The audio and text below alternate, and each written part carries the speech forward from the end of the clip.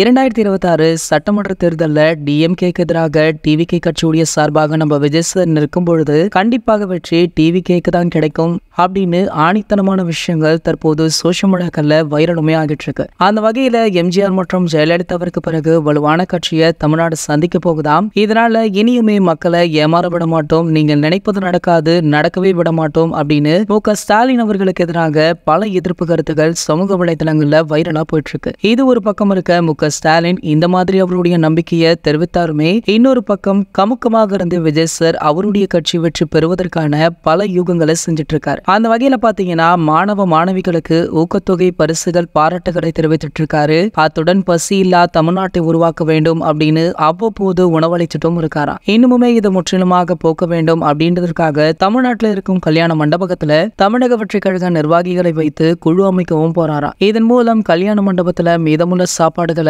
அவங்க சேகரித்து முதியோர் மற்றும் வறுமையில வாடுபவர்களுக்கு உணவளிக்க திட்டத்தை மேற்கொள்ள போறாராம். இப்படி பல விஷயங்களை நுணுக்கமாக பார்த்து 2026ஆம் ஆண்டு சட்டமன்ற தேர்தலில் வெற்றி கொடிய நாட்ட சம்பவத்திற்கு தயாராகிட்டுமே இருக்காரு நம்ம தளபதி விஜய் அவர்கள். இந்த சம்பவத்தை பத்தி நீங்க என்ன நினைக்கிறீங்க அப்படின்றத கீழே உள்ள கமெண்ட் செக்ஷன்ல கமெண்ட் பண்ணுங்க. மேலும் இது போன்ற நம்ம தளபதியை பற்றி வெளியாகும் அனைத்து செய்திகளுமே நீங்கள் உடனே தெரிஞ்சுக்க நம்மளுடைய தளபதி 360 அப்படின்ற நம்ம சேனலை சப்ஸ்கிரைப் பண்ணிக்கோங்க. மேலும் பக்கத்தில் உள்ள பெல் ஐகானை கிளிக் பண்ணிட்டீங்கன்னா நீங்க நம்ம வீடியோவை மிஸ் பண்ணாம பார்க்கலாம்.